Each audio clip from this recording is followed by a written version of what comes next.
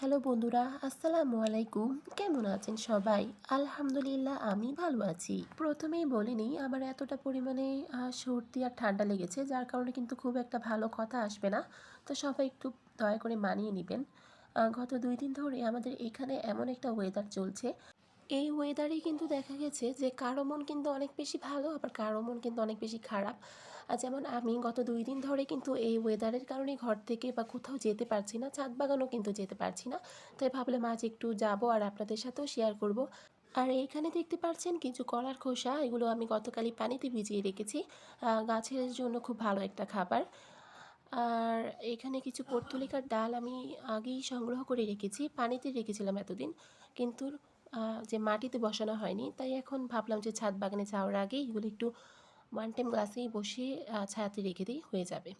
তো ছাদ বাগানে আসলেই কিন্তু সবার প্রথম এই গোলাপটাই ঝুঁকে পড়ে, কারণ এটা আমার খুব পছন্দের একটা গোলাপ। কালারটা খুবই মিষ্টি, এই জন্য এটা আমি একদম সামনেই রেখেছি।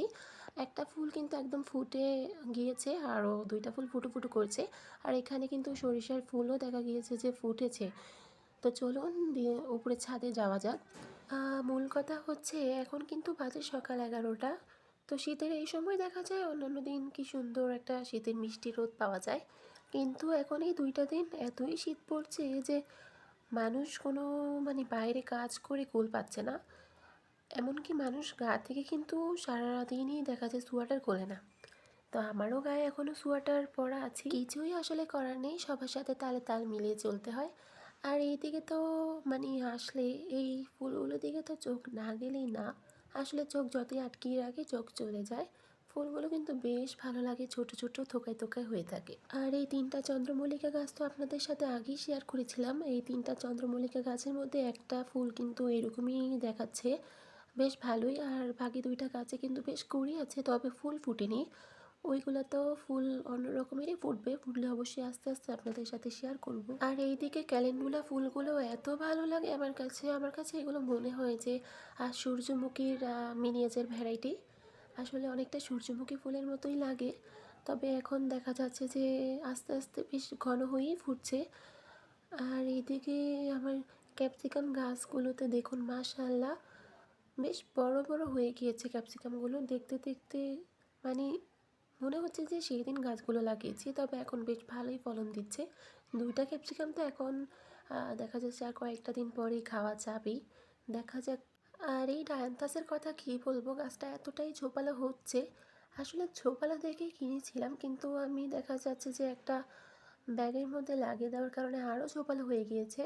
ভালোই লাগে আসলে, তবে ফুলের সংখ্যা কিন্তু একদম কম।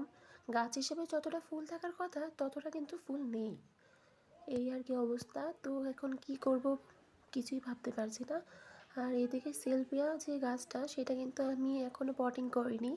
এটাতে ফুল এসে আবার ঝরে যায়, এই এই বিষয়টা আর কি আমার খুব খারাপ লাগে। তো যাই হোক, এটাকেও ইনশাল্লাহ আমি বসিয়ে দিব। আর এইদিকে দেখুন, মাশাল্লাহ, আমার গোলাপগুলো কিন্তু ফোটা অলরেডি শুরু হয়ে গিয়েছে, এবং সাইজে আর কালারেও কিন্তু খুব বেশ মিষ্টি লাগছে। কারণ এখন যেহেতু 2টা দিন বেশ ভালোই শীত পড়ছে, সেক্ষেত্রে দেখা যায় গোলাপের কালার আর সাইজও কিন্তু খুব সুন্দরই হবে। তবে খেয়াল রাখতে হবে যে গাছে যেন কোনো শুকনো ফুল বা কোনো শুকনো পাতা না থাকে, থাকলে কিন্তু সেটা সরিয়ে দিতে হবে।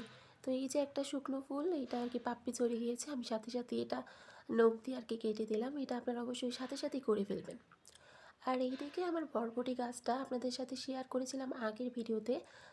বরবটির ফুল চলে এসেছে, কিন্তু এখন কিন্তু দেখুন বরবটিও ধরে গিয়েছে, মাশাআল্লাহ।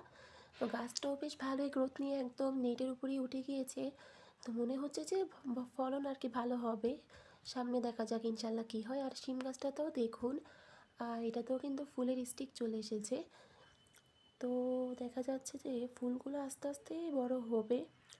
তো হলে আর কি ইনশাল্লাহ সিমও হবে আপনাদের সাথে, সেটাও যদি আল্লাহ বাঁচিয়ে রাখে তাহলে শেয়ার করতে পারবো আর কি। আমি কিন্তু জানি যে আমার মতো এখন অনেকেই কিন্তু ছাদ বাগানে যেতে চায় না, অলসতামি করে। আসলে এটা কিন্তু গোপন রাখার কিছুই নেই। আর গোপন রাখারই বা কী আছে, আমি কি বলি আর কি বুঝি না। তো যাই হোক, এটা কিন্তু স্বাভাবিক, কারণ শীত পড়লে আমরা কোথাও যেতে তো পারবো না, এটা তো কিছু করার নেই। তো এই তো বেগুন গাছে বেগুন একটা ফুল এসেছে, আর এই হাইব্রিড মরিচ গাছেও কিন্তু মরিচ ধরেছিল। তো এখন দেখা যাচ্ছে যে হয়তোবা বাড়ির কেউ এসে এই মরিচগুলো তুলে নিয়ে গেছে, যাক সমস্যা নেই। আর এইদিকে আমার সেই লাল শাক গাছগুলো যে দেখিয়েছিলাম এগুলো কিন্তু বড় হয়েছিল। বললাম না 2 দিন ছাদে আসতে পারিনি, এর মধ্যে অনেক কিছুই ঘটে গিয়েছে। তো এখন দেখা যাচ্ছে যে ওই মরিচের সাথেও কিন্তু শাকগুলো তুলে খাওয়া হয়ে গিয়েছে। আর হ্যাঁ, আমিও শাক খেয়েছি। আসলে এতটা টেস্ট বাজারের শাকের তুলনায় কিন্তু ছাদ বাগানের বাজে নিজের অর্গানিক চাষ করা শাকসবজি আর কি বেশি ভালো লাগে, দ্বিগুণ টেস্ট আসে। আর এদিকে মরিচ গাছের নিচেও কিছু চন্দ্রমল্লিকার চারা হয়ে রয়েছে। আর এইদিকে আমার যেই এটা কি মালটা, হ্যাঁ মালটা গাছ, মালটা গাছের একটা নতুন একটা আর কি আমার জন্য চমৎকার উপহার, সেটা হচ্ছে মালটা ধরে গিয়েছে। কবে যে নতুন ডাল এসেছে আর কবে ফুল এসেছে ফলও সেট হয়ে গিয়েছে বুঝতে পারছি না। দেখুন খুব সুন্দর হচ্ছে। যাই হোক, আশা করছি যে বড় হবে, ঝরে যাবে না আর কি। আর চলুন দেখে আসা যাক ছাদের এক পাশে যে মরিচ গাছগুলো রেখেছিলাম সেগুলোর কি অবস্থা। মাশাল্লাহ দেখুন একদম উচ্চ ফলন যাকে বলে সেই আর কি, মানে একই অবস্থা, কী বলবো বুঝতে পারছি না। তো মাশাল্লাহ আসলেই বলতে হবে, কারণ মরিচ কিন্তু অনেকগুলোই ধরেছে, হাইব্রিড মরিচ যেহেতু। তো ভিডিওটা ভালোভাবে নিতে পারিনি, যে কারণে হয়তো বা আপনাদের দেখতে অসুবিধা হতে পারে। আর এই গাঁদা ফুল গাছটার কথা আমি কি বলবো, এটা যতই ফুল ছিঁড়ছি ততই যেন আরও বেশি করে হচ্ছে। আর এটা দেশি ভ্যারাইটির একটা বাসন্তী রঙের ফুল। আর এইদিকে আপনাদেরকে আমার টমেটো গাছগুলোর কথা মনে আছে? দেখুন প্রথমে তো দেখিয়েছিলাম যে ফুল এসেছে, এখন মাশাল্লাহ দেখুন ফলনও কিন্তু ভালোই হয়েছে। আর টমেটোও কিন্তু কিছু কিছু বড় হয়ে গিয়েছে। তো দেখা যাচ্ছে যে রৌদ্র যদি আবারও পড়া শুরু করে তাহলে কিন্তু টমেটোগুলো পাকা শুরু করে দেবে। তো এই বছর মনে হচ্ছে আমার ছাদ বাগানে টমেটোর ভালোই ফলন হবে। তো আপনারা সবাই দোয়া করবেন আমার জন্য, আসলে মনটা খুবই ভালো লাগে যখন এসে দেখি আর কি। তো একদিকে কিন্তু টমেটোও আছে, আরেকদিকে কিন্তু ফুলও আসা শুরু করে দিয়েছে। তো চলুন আপনাদের অন্য গাছগুলোকেও দেখাই। তার আগে আমি এখান থেকে যাওয়ার আগে চন্দ্রমল্লিকা গাছগুলো, মানে ফুলগুলো এতটাই ভালো লাগে, মনে হয় যে ছাদ বাগানে এরাই আমাকে জাদু করে রেখেছে। ঘর থেকে আর কি মন শুধু এরাই টেনে আমার ছাদে নিয়ে যায়। আর এইদিকে দেখুন কসমসগুলো কি সুন্দর রোদ ছাড়াই একদম ফুটে টয়টুম্বুর হয়ে আছে। আসলে আমার ছাদ বাগানের মেইন আকর্ষণই হচ্ছে এই কসমস। ছাদের একদম মাঝ বরাবরই রেখেছি যাতে করে সবার নজরে আসতে পারে। তো যেহেতু একটু ফুরফুরে বাতাসও আছে আজকে, সেহেতু কিন্তু দেখুন ফুলগুলো কি সুন্দর বাতাসের সাথে দুলছে। আসলে আমার যেটা মনে হয় আর কি, কসমস ফুলের সৌন্দর্য কিন্তু বাতাসই দ্বিগুণ করে দেয়, কারণ বাতাসের সাথে ফুলগুলো দোল খায় আর চারদিকে রং খেলে। এই গাছে কিন্তু কোনো রকম কোনো যত্ন ছাড়াই আপনাকে ভরে ভরে ফুল দেবে পুরো শীত জুড়ে। তবে যদি আপনি পারেন এই শীত শেষে এর কিছু বীজ সংরক্ষণ করে রাখতে পারেন পরবর্তী বছরের জন্য। আর এইদিকে পালং শাকগুলো দেখুন এক সাইড দিয়ে কিন্তু বেশ বড়ই হয়েছে, অন্য সাইড দিয়ে বড় হচ্ছে না কেন জানি না, হয়তো বা ওই সাইডে রোদ বেশি পায়। আর এই দিকেও তো বেগুনগুলো বেশ ভালোই বড় হয়েছে। এখন কিন্তু দেখা যাচ্ছে যে খাওয়ার কিন্তু মোটামুটি উপযুক্ত হয়েছে। তো 2-1 দিনের মধ্যেই পেরে ফেলার চেষ্টা করব। আর এইদিকে দেখুন আবার হাসনাহেনা ফুল গাছটা, এটাতে কিন্তু রাত ভালোই, মানে প্রতি রাতেই কিন্তু ভালো একটা গ্রান আসে হাসনাহেনার যে গ্রানটা। তো চলুন এটাকে আমি একটু আলাদা করে আপনাদের দেখাই, যেহেতু এটা হয়তো বা অনেকেই জানেন না আমার কাটিং থেকে তৈরি করা। তো প্রায় 1 বছরের কাছাকাছি হয়ে যাবে। তার মধ্যে গাছটা মাশাআল্লাহ দেখুন কতটুকু পরিমাণে বড় হয়ে গিয়েছে আর হেলদিও আছে বেশ। তো এই বছর এখনই আর কি এই প্রথম ফুল দিচ্ছে। তো এটা যে মাদার গাছ ওইটাও কিন্তু আমাকে ফুল দিচ্ছে একই সাথে, যেহেতু এখন সবারই কম বেশি হাসনাহেনা গাছে ফুল ফুটছে। তো গাছটা কিন্তু আমার এখন দেখে বেশ ভালোই লাগছে।